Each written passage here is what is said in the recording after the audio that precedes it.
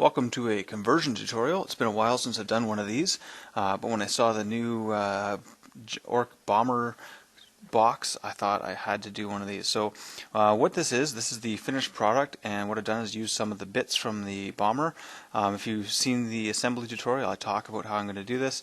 I've got an F4U, I think it's 4U or U4 Corsair. It's a World War II 148th scale model kit, and the one I got was like $7 or $8. And what I've done is I added a whole bunch of the leftover bits from the Dakkajet kit, as well as the propeller from a Dakkajet from Assault on Black Reach, which you can no longer get, I guess, technically. A Stormboy knob, torso, and an arm, and one of the Gretchen from the Stormboy kits. And then as well I added some glyph plates and some plastic card here and there. So I'm just going to walk you through this assembly. So this is part one, and this one I'm just going to show you the assembly and conversion bits. In part two I'm going to show you how I painted everything up. Okay, so here's all the leftover bits on the sprue from the Dakkajet. So I have some canopy pieces. I don't end up actually using any of those. I've got some hull bits here and there, and lots of chudas. Here's the Corsair instruction booklet here, and all the sprues. So obviously normal model kits aren't built as heavy duty as GW ones, so that doesn't really matter too much. But what I'm going to do is I'm going to assemble the main parts of this kit and then move on. So things that start out are the engine. There's a little bit of detail here. Some of this is preserved in the final thing. So I'm just assembling this together, and really, if you look hard, you can kind of see some of this detail because it's all going to be inside here. I end up chopping this off and put a magnet on there. So there's a 1/8 inch magnet on this side and another one on the propeller. And the idea there is that it won't break. It'll come off nice and easily, and it'll make it easier for transport. But I think it would break very, very easily if I didn't do that. This is part of the cockpit. I'm just going to assemble this minimally and just enough to stick things in here. So this is the front part. I don't actually even paint any of the details on there. The knob sort of torso that I'm putting in is going to take up almost all of that space. So it doesn't really, it's a totally different scale, which is why this kind of works, because nothing in 40K is really proper scale. So I'm gluing together the fuselage using some tape to make sure that there's no gaps. So I'm just pulling it together and then putting a piece of tape and using some elastic bands. Some tricks that I learned assembling models as a kid. I think that's what my background is. I did lots of model planes and then found 40K, and I think that's why I like it so much, because I get to assemble model kits all the time. So here we are gluing on the front bit there, gluing together the wings, so they're going to go onto the bottom of the fuselage right in there, that bit there. And as I'm doing this, I'm trying to think about how I'm going to clip and add pieces in for the from the Dakkajet kit. So here's the first thing I decided I'm going to do. I'm going to mount this. They're not called chudas. They're super chudas, I think it is, or super. Yeah, I think it's super chudas. So I need to figure out a way to cut into here, mount this. There's a bottom side that's going to go on the other side of the wing. So I traced it out with some pencil. I'm also thinking about these sort of spoilers, how I'm going to mount those. And I have these big pieces here, and I'm not quite sure what I want to do with those either.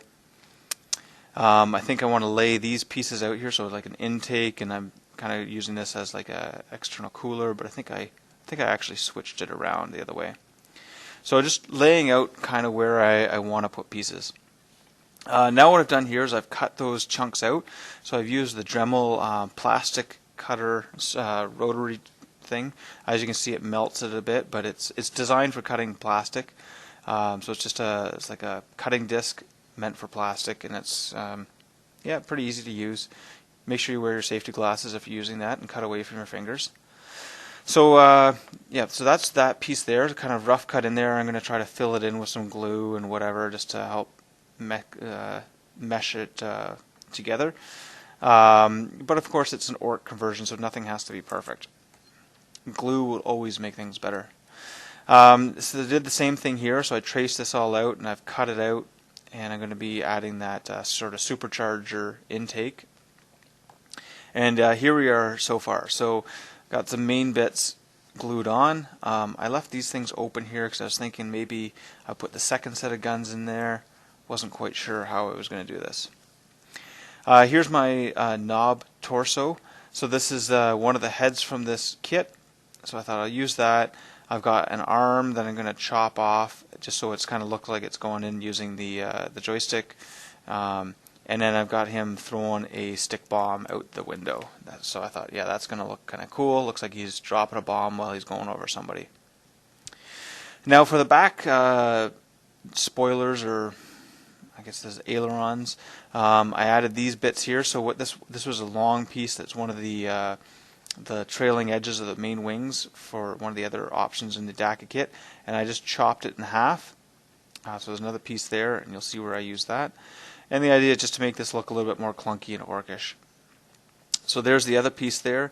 You can see where I cut at the top. I glued the two sides facing each other, and then chopped a piece out here and filled in the gap with that. Now I'm putting some of these exhaust ones, so these are left over from the kit as well, and you can kind of see how it's all coming together now. And there's him fitting in there. The canopy is going to go on there. It's not going to look the greatest, but you know what? This whole kit, when it's all done, it's going to look decent enough that any of the little individual things aren't going to matter too much. So overall, this is coming together quite nicely. And there I am, just dry fitting the propeller on there. This is where I decided, yeah, I'm going to need to magnetize that because it's going to break if I don't. But in general, the majority of the overall look and feel of this is starting to come together, and getting ready to mount the flying base. So what this is the flying base mount from the Valkyrie kit, as well as a flying base. I got these on eBay. So the nice thing about this eBay purchase was it came with this mount here. So if you are buying a flying base, think about that. eBay might be your best option to get both of those bits together. And I just chopped some pieces out and put lots of glue to make sure that this fit in there. Now I found that the flying base was a very snug fit, so I had to elongate a little bit of that just to make sure that it would all fit. Here I am trying these out in a location out by the end of the wing. This kind of all looked a bit too plain. I end up moving these, so I'm not going to spend much time looking at that. So here's what I'm thinking at this point. So I added these little bits in here. Those are meant to be intakes of some sort, and added the second gun there. Now there's an option to add a third twin-linked set of super shooters on this, which I'm considering at this point. And here's how I decided to mount them. So what I did is I got my razor saw, which you can see right there, and this is the mount for the third super shooter from the kit.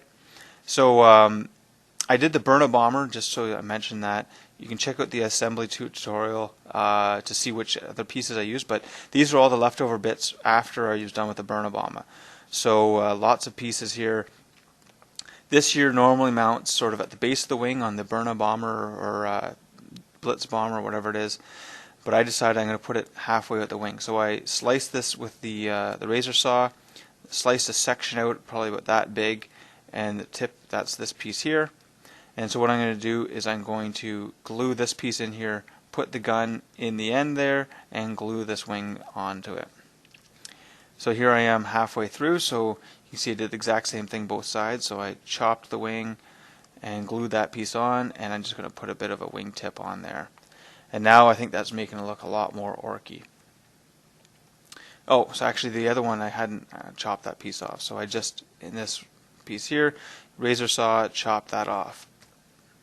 And there we are, gluing it in place. So I'm going to fill this in a little bit with some glue, not worrying too much.